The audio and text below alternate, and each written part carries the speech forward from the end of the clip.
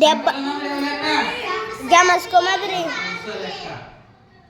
ನೋಡ್ರಿ 8ನೇ 3 ಪ್ಲಸ್ 8ನೇ 4 ಇದೊಂದು ಲೆಕ್ಕ ಅಂತ ತಿಳ್ಕೊಳ್ಳಿ. ಇಲ್ಲಿ 8 ಛೇದ ಇಲ್ಲಿ 8 ಛೇದ ಛೇದ ಸೇಮ್ ಇತ್ತು ಅಂದ್ರೆ ಇವು 2 8 ಬದಲಿ 1 8 ಬರಬೇಕು. ಯಾಕಂದ್ರೆ ಸೇಮ್ ಅವಲ್ಲ. ಸಂಕಲನ ಹೆಂಗ್ ವಿಧಾನಿಸಿದಾಗ ಅಂದ್ರೆ ಛೇದಗಳು ಸಮ ಇದ್ದಾಗ ಒಂದೇ ಛೇದ ಬರಿಬೇಕು. 8 ಎಷ್ಟೇ ಕೇಳ ಒಂದೇ ಬರೆಯೋದು. ಈಗ ಮ್ಯಾಲಿನ ನೋಡು ಕೂಡಿಸ್ಬೇಕು. 4 3 7 8ನೇ 3 ಪ್ಲಸ್ 8ನೇ 4 ಎಷ್ಟಾಯ್ತು 8ನೇ 7. ಇನ್ನೊಂದು ಲೆಕ್ಕ ಮಾಡ್ತಾ ನಿಮ್ಗೆ ತಿಳಿಯಲ್ಲ ಒಮ್ಮೆ. ಇನ್ನೊಂದು ಲೆಕ್ಕ ನೋಡ್ರಿ. ಎರಡನೇ ಲೆಕ್ಕ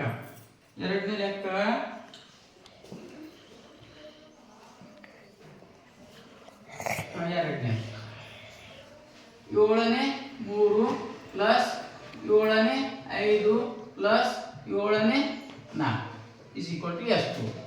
ಹೆಂಗ್ ಏನ್ ಹೇಳ್ದ ನಿಮ್ಗ? ಛೇದಗಳು ಏನೋ ನೋಡ್ಕೋಬೇಕು ಫಸ್ಟ್ ನಾವು. ಕೂಡ್ಸ ಲೆಕ್ಕ ಇರ್ಲಿ ಕಳೆ ಲೆಕ್ಕ ಇರ್ಲಿ ಭಿನ್ನರಾಶಿದಾಗ ಛೇದ ಏನಂದ್ರೆ 7 7 7 ಏನ್ ಬರಿಬೇಕು ರೀ? 7 7 ಅಂದ್ರೆ 7 ಖಾಲಿ 7 ಬರಿಬೇಕು. ಯಾಕಂದ್ರೆ ಛೇದ ಸಮಾವ. ಛೇದ ಸಮ ಇದ್ದಾಗ ಒಂದೇ ಛೇದ ಬರ್ಕೋಬೇಕು, ಮ್ಯಾಲಿನ ಕೂಡ್ಸ್ಕೋಬೇಕು. ಇದು 3 5 ಎಷ್ಟೈತವ? 8 8 4 12. ಈಸಿ ಅದನ? ಈಸಿ ಅದ. ಮತ್ತೆ ಈಗ ಒಬ್ಬರೊಬ್ಬರು ಒಂದೊಂದು ಲೆಕ್ಕ ಮಾಡ್ಬೇಕು.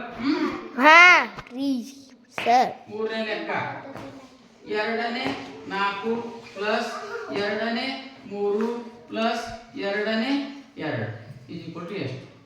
ಅದ್ರ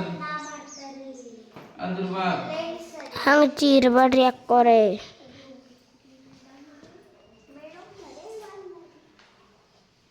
4ನೇ ಲೆಕ್ಕ 3ನೇ 2 ಪ್ಲಸ್ 3ನೇ 5 ಪ್ಲಸ್ 3ನೇ 1.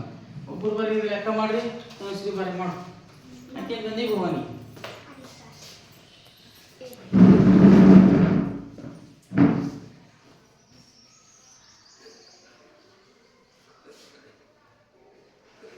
ರೈಟ್. ಓದೋದು ಎಷ್ಟದ? ಓದ್ ಪೂರ್ತಿ ಓದ ಲೆಕ್ಕ. 3ನೇ ಲೆಕ್ಕ ಓದ್ ನೋಡ್ರಿ. 2ನೇ 4 2ನೇ 3 2ನೇ 9. ನೆಕ್ಸ್ಟ್ ಭವಾನಿ ಬರೀ ಅದ್ರಲ್ಲಿ ಬರಿಬೋದು.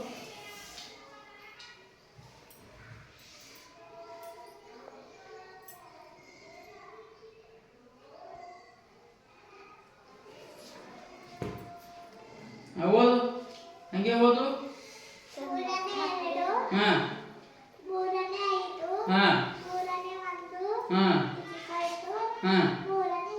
Very good.